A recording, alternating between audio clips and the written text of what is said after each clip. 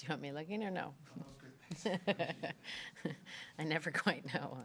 Profile, not profile. Good afternoon, everyone, and welcome to today's update on both number one and Avenue. Before I turn things over to the Premier, please make sure to mute your microphones. Avant de tourner les choses à la Première ministre. Cool. Before speaking, or before starting, make sure that your mics are disactivated. Thank you and welcome to all. Thank you for being here for our first update, monthly update. We decided to create two different options for this monthly discussion with the New Brunswickers and the media. This is an update that is focused on access for the media. There will also be a second monthly event with questions and answers with New Brunswickers. It's for the 10th of June, rather the 10th of July at 10 a.m. There will be ads and a promotion to allow to provide you with information as to where to go on which website, and suggested topics. At 9:59 we'll stop the voting, and at 10 a.m. I'll start answering the questions, the most popular questions that were asked during that format. We'll try it in that way to try and do it every month. The schedule will be different every month. We'll start at 10 a.m. with the first one, but we'll probably have another one at night, maybe at lunchtime. We'll try and find the best way to ensure the most engagement. and to ensure that you're aware of all the work that we're doing. And welcome to the first of this revised monthly address formats. We have decided to move forward with 2 versions of a monthly engagement for New Brunswickers. This one is going to be a monthly opportunity to engage with the media, to provide an update on our work and take any and all of their questions. And then we're going to have a second monthly engagement opportunity with New Brunswickers that will be a live online Q&A session, and that's scheduled for July 10th at 10 a.m. And you will see some promotion coming out prior to that session, directing you to a website where New Brunswickers can enter the questions that they have for myself and our team. You can vote on the questions that have been submitted, the ones that were the question that you were going to ask yourself, and so that we can make sure that we're attending to the questions that have the most interest first, and then we'll turn off the submissions and voting at 9:59 a.m. and at 10 a.m. I'll start answering the questions that have been most popular in an online format. We're going to move the time around a little bit, so we'll try 10 a.m., we'll try an evening time slot, maybe a midday time slot, in order to try to create the most accessible and engaging opportunities for New Brunswickers to ask their questions, get answers, and stay up to date on what's happening with the government. So looking forward to that. But this one today is our session for the media and to provide a bit of an update on all the things that have been happening here in New Brunswick. I want to start off by flagging an announcement that was made just the other day about bursaries for paramedics and the $6.5 million that the Minister of Health announced to provide bursaries to people who are studying to become paramedics or advanced care paramedics. I wanted to flag it because we have received so many messages from folks who have reached out to express interest, to express thanks, and so I just wanted to take the opportunity to say thank you to everyone who has engaged with my team members, with the minister. It's really helpful to us when you let us know what piece of it you're interested in, which program and which community, and how that might benefit your ability to get the training you need to join us in the care of New Brunswickers. Alors, je voulais prendre un moment juste pour faire... I'd like to take this moment to highlight an announcement that we did earlier this week, $6.5 million for the program, a study program for paramedics in New Brunswick, an advanced care paramedic. We received so many messages, even for paramedics now, that were very enthused by this because it would allow them to welcome new colleagues, but also for those that would like to take care of New Brunswickers and that are interested in this program and know that now that they can have their courses paid for by the government thanks to this investment. Thank you for sharing those messages of encouragement, of interest with me, with the Minister, Dornan, and the Deputy Minister as well.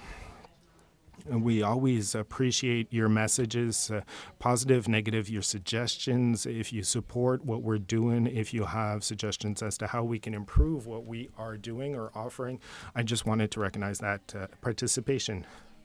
Canada-US relations topic, because it continues to be a busy front in terms of the work that I spend time doing. This week, New Brunswick hosted the Southeastern US and Canadian Provinces Conference for 2025. So this is a conference that's been happening for, I think, more than 16 years. There's been 16 instances of the conference going back a long ways, and it rotates between South and Eastern states and Eastern Canadian provinces. So this year was New Brunswick's turn to host, and the team at Opportunities New Brunswick did a fantastic job of attracting the largest number of delegates and business delegates that the conference has seen to date. So they set records for participation. We were really pleased by the delegations that came to see us from the southeastern United States. I had some great meetings with Governor Kemp, with Secretary of State Marshall from North Carolina, with representatives from Tennessee and Mississippi and Alabama and South Carolina, which will be hosting SUCP next year, and particularly the Canadian Consul General, Rosalind Kwan, who's the Consul General to the Southeast United States, was there as well, and it was great to get the chance to connect with her and be able to voice directly our concern about the tariffs that are in place right now, to engage the Southeastern leaders in the fight against tariffs, and to emphasize the opportunities for those states to invest in New Brunswick and to grow their investments here. I think the team tells me that the conference saw 1,100 business-to-business meetings, so demonstrates the interconnectedness of our economies and the importance of having strong trade relations that support jobs for New Brunswickers and markets that we export our products into. And so we want to make sure that we're continuing to support those jobs and those industries. And the team at Opportunities New Brunswick did an excellent job pulling off the best SUS CP yet. Alors, je veux féliciter. I'd like to congratulate the team of Opportunity New Brunswick for an excellent conference for this conference on the Canadian provinces and the southeastern states.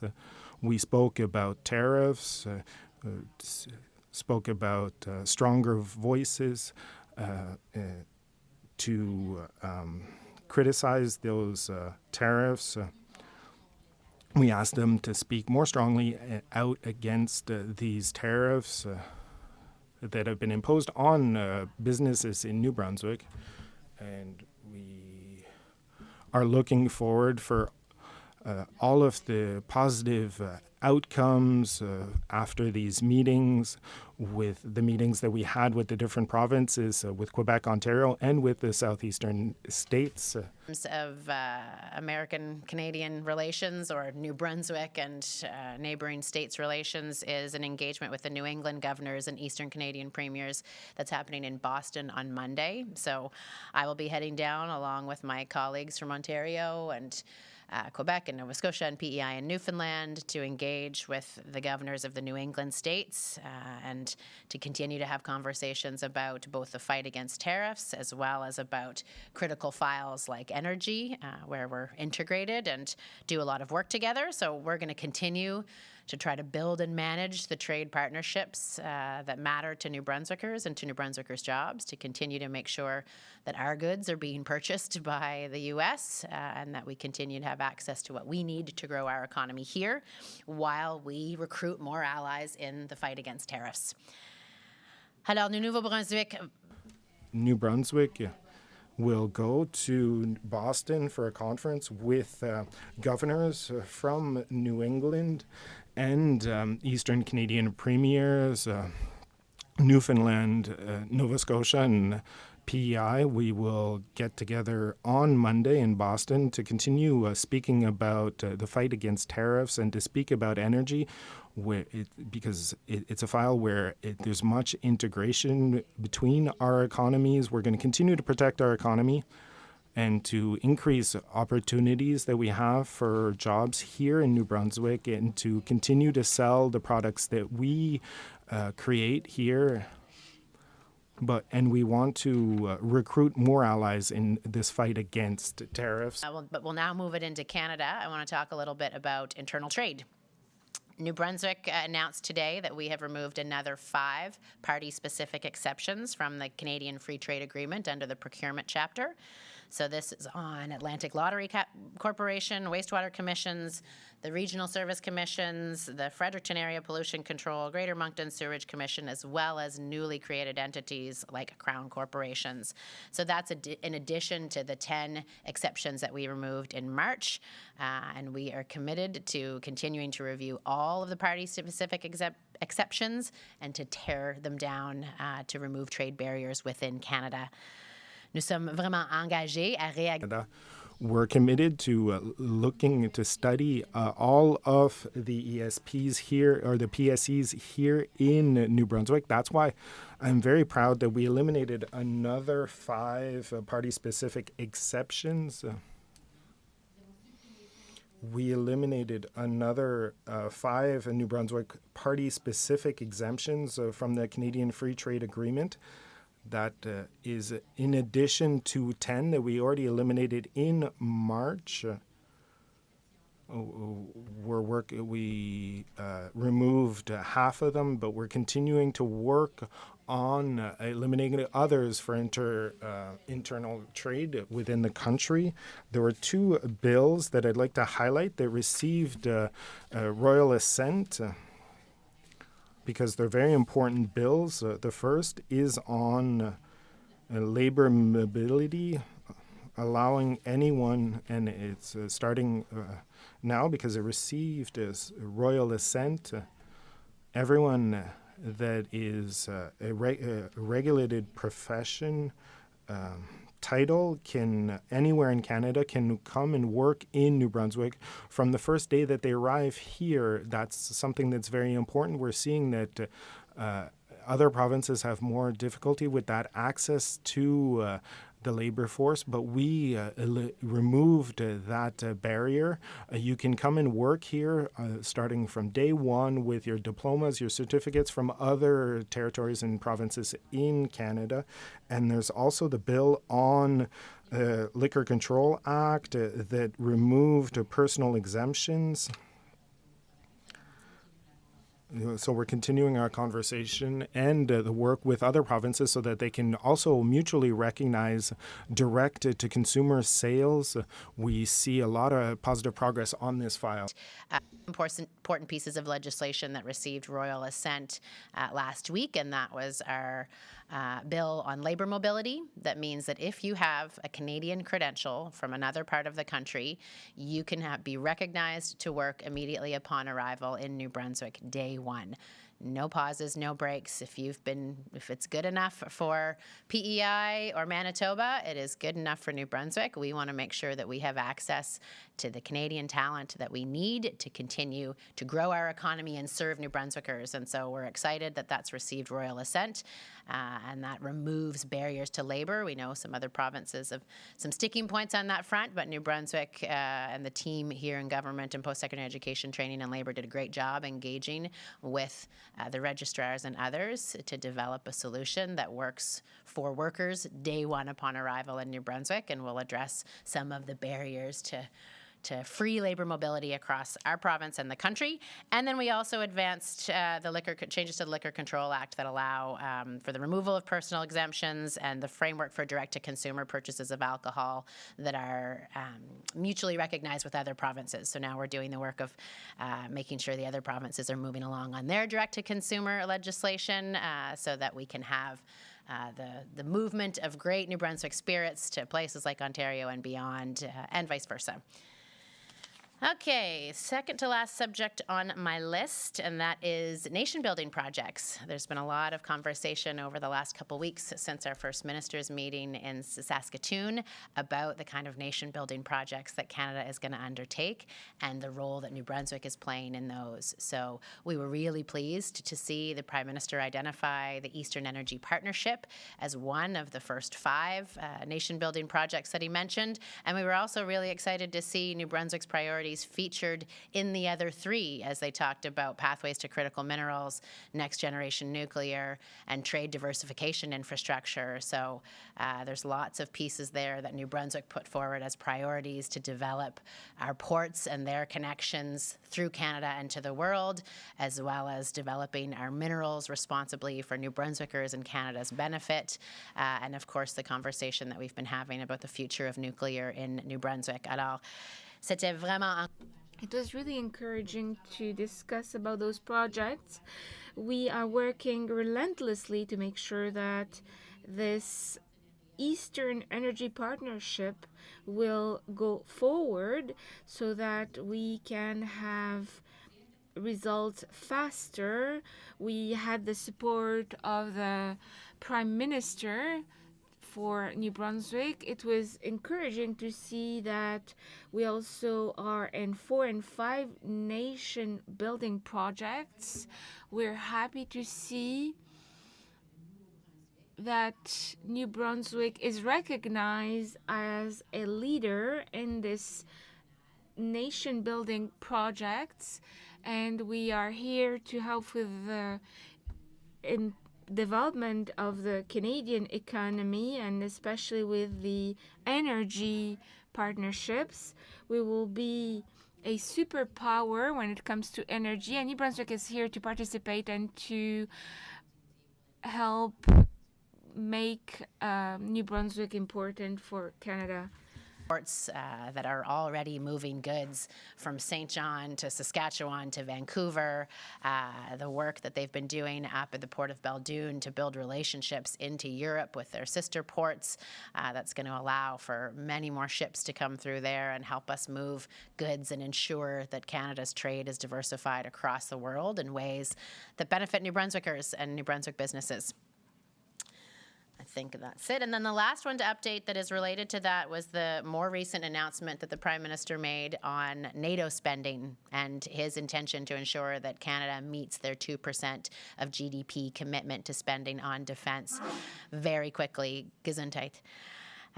So we are eager to see that commitment because here in New Brunswick, we train Canada's military. And we heard the Prime Minister say that they need to grow their military. And so that means investment in Base Gauge Town and investment in New Brunswick and the contractors that support our defense sector with both more modernized training tools and technologies and initiatives, a more modernized base in terms of its infrastructure, and lots of opportunity to refresh and to reposition Base Gauge Town at a critical time in Canada's defense landscape as well as the world's. Alors nous saluons les mesures. We are very happy to announce the federal government commitments when it comes to improve the military spending. It's 2% GDP.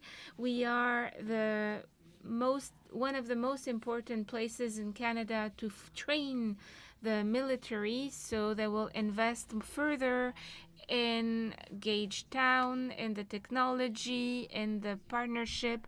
There are many contractors who support the defense sector here in New Brunswick, so we are looking forward to receiving this federal investment in our province. It's a great opportunity for New Brunswick, and we are here happy and ready to grab the opportunity with the federal government. It's increased defense spending and how that's going to benefit not just Base Gauge Town, but all of New Brunswick. I think those were the key points that I wanted to highlight in my update. Alors, je vais passer la parole. I will now give you the floor to ask me questions, ma'am. Proceed with questions from members of the media. Each member will be allowed one question and one follow-up. You have the right to pose your question in the official language of your choice. Nous allons mettre... We'll now proceed to receive questions from the journalists. They're allowed to ask one question, one follow-up question. You're allowed to ask the question in the language of your choice. CBC. Hello. The Higgs government had the NB First Action Plan, which promoted exemptions to internal trade agreements and had NB preferences to favor local suppliers. Is that strategy gone now? Is it a thing of the past? Is it dead? Well, I would say two things. I think the opportunity for New Brunswick businesses to increase the trade they do with other provinces is in front of us. And one of the ways that we get better access to compete in other markets is by making sure that some of those preferential treatments are removed from the CFTA. And then we have to find other ways to support New Brunswick businesses to be successful. And I'll give you a small example because it's one that I'm pretty excited about. When we went down to Washington, the team from Opportunities New Brunswick met with the folks at Walmart and learned a bit more about the Walmart procurement process and learned that Walmart has sort of a pitch competition that they do regularly to get your product onto Walmart's shelves. And so the team at ONB learned more about that process, understood how it worked, came back and reached out to the New Brunswick business community to say, who's interested in being on Walmart's shelves? Is anybody, we're going to engage with you to help you be successful in this pitch competition. 14 companies went through the process and got that training. 7 companies made the cut into the competition. 7 from New Brunswick, which is almost as many as Alberta companies. So because of the work that we did to make sure New Brunswick companies were ready to compete, we outmatched Alberta's performance in the shortlisting of Walmart suppliers. So there's things that we can do to make sure that New Brunswickers are competing and winning, both here locally and across Canada and around the world, in ways that still allow for free and fair and open trade and competition across Canada. Secondly, on nuclear. So for almost a decade, we were hearing that SMRs were the way to go because they were easier, cheaper to build, less risk of cost overruns. And now CANDU seems to be back in the discussion, a CANDU 2. So, and this is at a time when NB Power is itself going through a review about what direction to take. So how real is this CANDU 2 possibility? And what is the gamble in terms of cost overruns given the utilities' fiscal situation? Yeah, you're right that the two conversations kind of link together, right? We know that we need more generation of electricity in Atlantic Canada. PEI, in particular, is looking for more generation. Quebec is looking for more generation. Lots of jurisdictions are trying to find ways to bring new projects online, including New Brunswick, who had put out the REOI for renewable and partnered generation, and have moved forward with a number of different wind projects that are being developed. But nuclear is a great partner to wind because you can have strong intermittent renewable resources, and then you need that base load that delivers reliable, low-cost energy to New Brunswickers. And we know right now that the energy we get from Point Lepreau is the cheapest energy that we sell to New Brunswickers. And so we want to make sure that we can continue to achieve that affordability mandate that the utility has.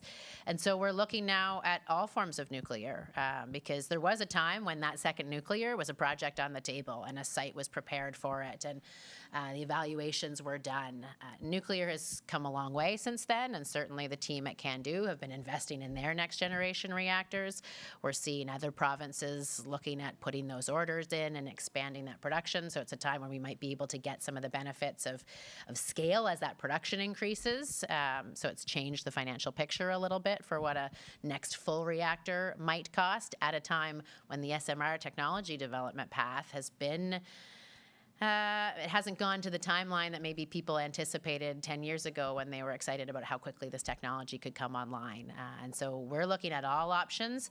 The NB Power Comprehensive Review is going to be talking to New Brunswickers about how they feel about the type of energy that's generated and the generation technology used so that we can understand from New Brunswickers how they feel about solar and wind and nuclear and biomass and hydrogen and hydro and coal and other options at the same time as we look at who might want to partner with us in nuclear generation, how does that increased generation capacity serve New Brunswickers and our interests in the U.S. and the interests with our neighboring jurisdictions, which is most viable, which is most timely. It's not an either or. There's certainly a case for SMRs that folks have been making. We've been watching Ontario, some other jurisdictions make some of those decisions as well. I think there's a case for full next stage nuclear as well, and it's just figuring out which one has the best financial case is going to meet our needs at a time when demand for energy is increasing rapidly and we have a financial situation at NB Power that needs to be addressed. So there's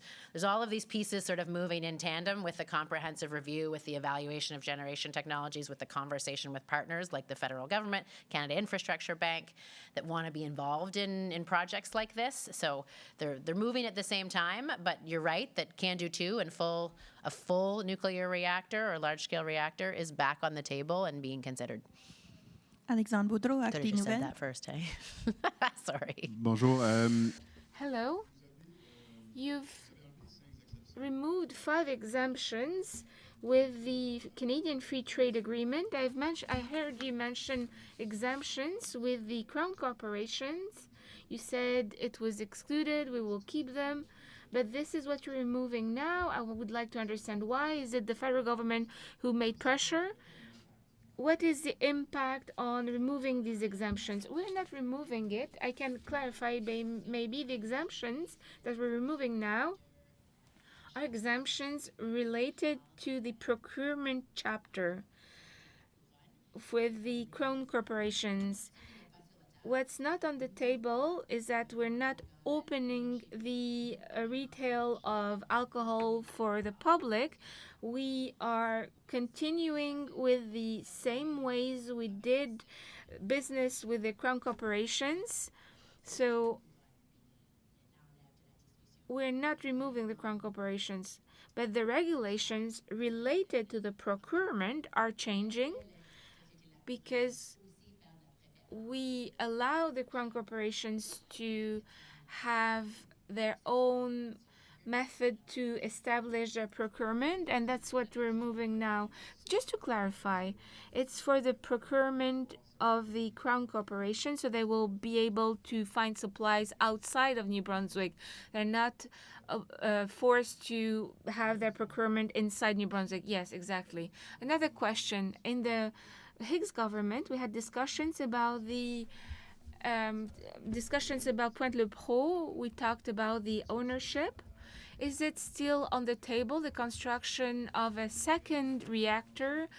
Will there be a main ownership in New Brunswick? Yes, we're looking at all opportunities to develop solutions to generate energy, and who will have the ownership. Maybe it will be in partnership with PI, Nova Scotia, OPG might have other partners that might be interested. Now we're determining the best structure. We are trying to see what are the best interests of New Brunswickers with a project that we can finance and then that will deliver affordable energy for everyone. The conversations continue with the stakeholders, and I can say that the comprehensive review of NB Power will allow us to talk to New Brunswickers to know what they think about the possible solutions with Hydro-Quebec or other partnerships, potential other partnerships. Do New Brunswickers agree with us? Are they concerned? I want to understand their interests so that we can provide energy that is affordable, reliable for New Brunswickers. Is everything on the table? Well, those are old conversations. I don't know who started the conversation with OPG, if it was them or us that started that conversation, because I wasn't there.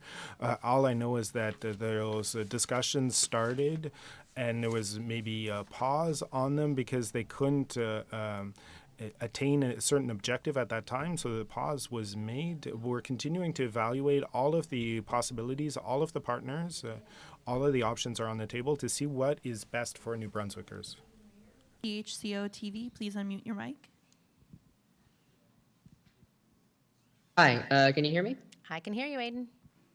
Perfect. How will, after the report that just was released recently on housing, how will you be securing permanent funding necessary for maintenance of public housing? Like, how are we going to be securing this permanently so 8-10 years down the line, people don't have to worry we're not going to be in the situation that we're in right now?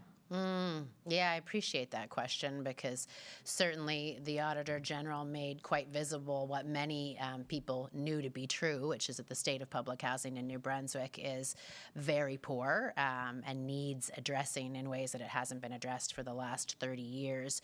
So in terms of securing permanent funding, it's maybe the sad reality of politics is it's pretty difficult to put something in place that's going to last for 10 years when election cycles may change the leadership and thus the budgetary decisions, and it's pretty tough to lock in a financial commitment that's guaranteed for that kind of time frame.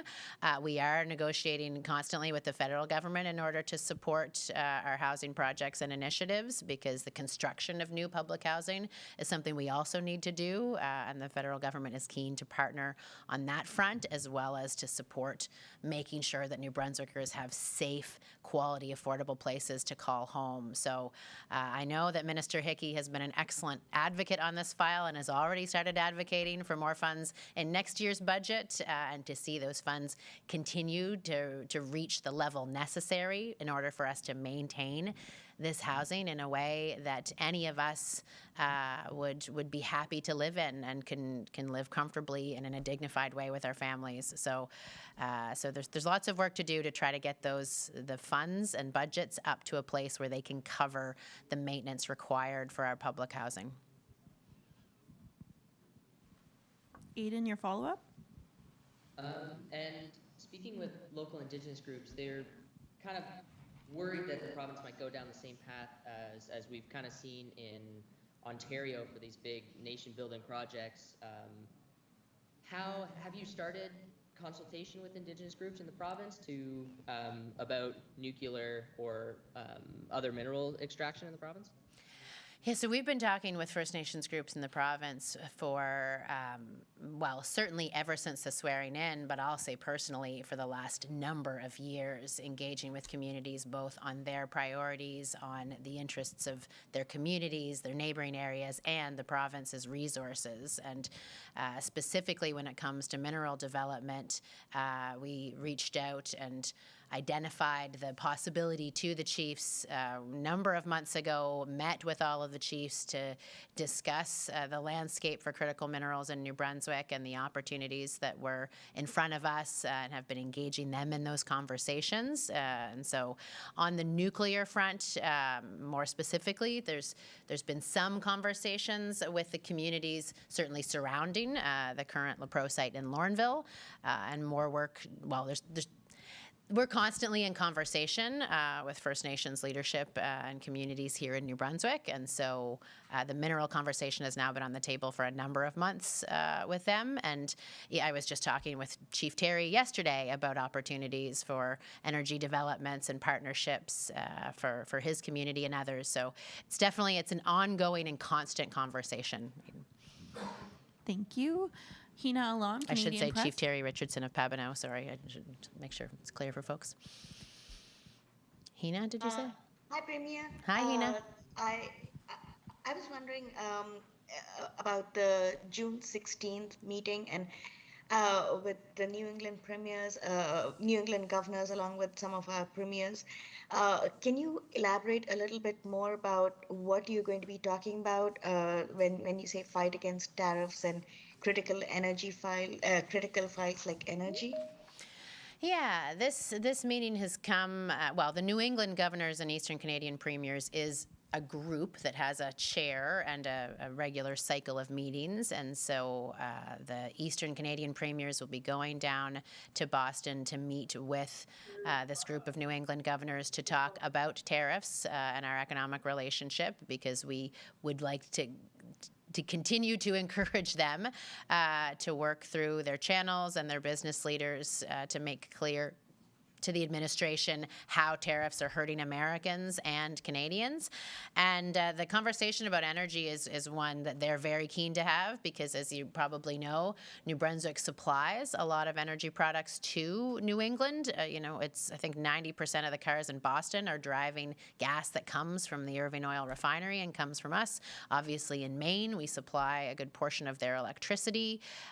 There's a two-way relationship with how some petroleum products move through pipelines in between New Brunswick and New England, and so they are also keen to make sure that that we will continue to be a reliable supplier of energy products to them, which links up to one of the other conversations we just had, actually. We see the U.S. as a market to sell energy in a way that is profitable and beneficial to New Brunswick, and so that's another reason why we want to make sure we have the kind of generation that meets our needs, but also allows us to sell at a great rate to help continue to keep the price lower for New Brunswickers. So we're definitely engaged in those energy conversations about our security, our resilience, and the entire sort of network or a grid of players when it comes to the energy space in New England.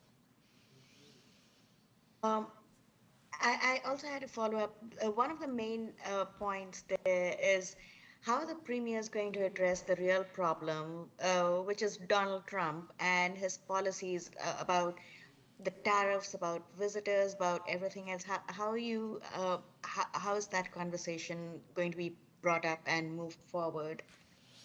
Well, we are always looking for insights from folks like the New England governors about the best ways to get the result that we're looking for out of the administration and the White House and the president. We know that Minister LeBlanc and Prime Minister Carney and Ambassador Hillman are working extremely hard to advance our interests and get the tariffs removed.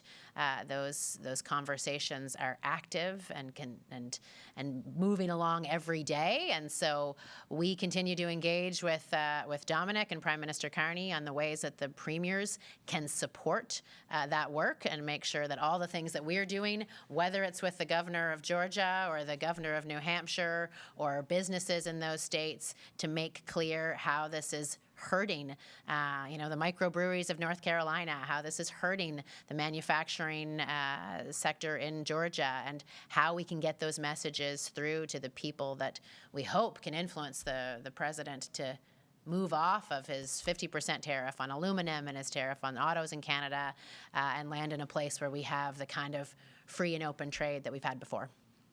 Thank you. John Chilbeck, Post Media. I just wanted to pick up on a previous question about the New Brunswick First Action Plan that the Higgs government had put in place. You still have, after this latest round, you'll still have 17 exemptions on your list. So are any of those that remain include that First Action Plan? And also, I imagine the last 17 are the more difficult ones. Are there any in there that you see that you couldn't possibly remove? Could you speak to that a bit?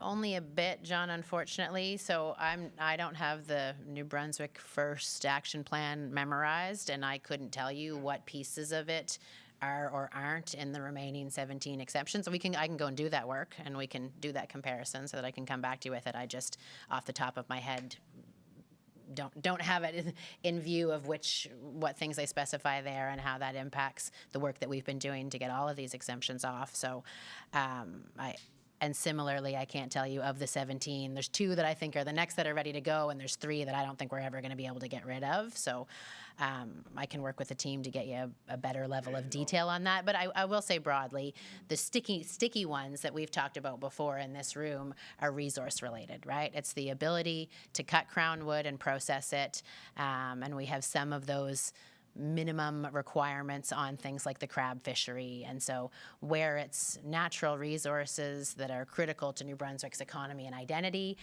we're not yet sure whether we want to remove the requirements to process and add value to those primary products in our province. The healthcare unions, the NBU and the nurses union, they want to have a retirement age of 60. We also have a shortage of nurses and healthcare workers. So is that something that you would consider off the table, or how do you feel about that? Well, that's something that is on the table. It's a conversation that we've been having with the NBNU and the NBU for, well, ever since we came into power, because it's conversations that they'd even been having prior to our government with the previous government. So there's been some studying done of the impact of that kind of move. We've done an evaluation of what that looks like across the country and in other jurisdictions, what the retirement ages are for healthcare professionals. We have been, I think, made it very clear that we are interested in supporting our healthcare professionals, creating the kind of conditions that mean they're going to stay and be retained in their jobs and caring for New Brunswick, and that are going to help us attract and recruit more. That's why we did the 2 rounds of retention bonuses. That's why we've been moving to get back to the table to negotiate the kind of working conditions and pay that we hear being asked for. It's why we're putting bursaries in place for paramedics. It's why we're engaging with the healthcare professionals on the transformation of primary care to provide them with the support and the technology. We need to improve healthcare in New Brunswick, and we have to do that by valuing our healthcare professionals. I'm not going to serve New Brunswickers directly. I do that through the nurses and the doctors and the nurse practitioners and the pharmacists and the paramedics and the physiotherapists that serve New Brunswickers. So we are actively in discussion with the NB Nurses Union and the NB Union about that contract, about the things that matter to their members and what we can do to make sure that their members are feeling valued and respected, stay in their jobs, and create the conditions for us to attract more people into that work. Ali Chouinard, Radio-Canada.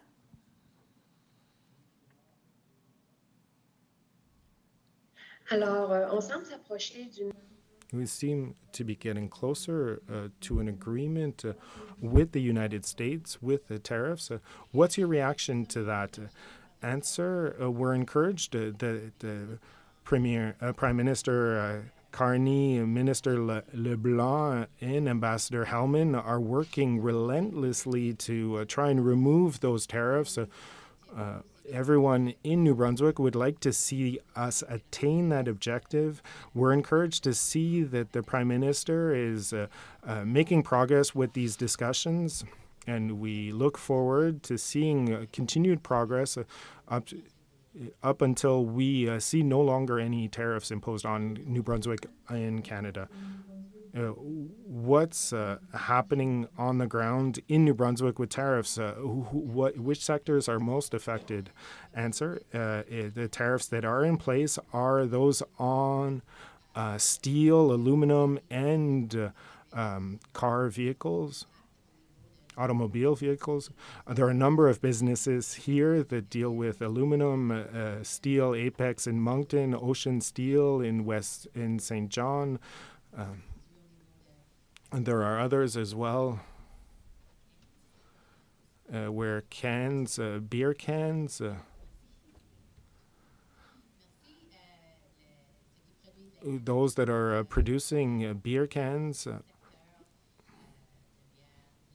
for local breweries, we see that the cost has increased drastically recently, and it's much more difficult for them to produce beer, and therefore it has an impact on those businesses.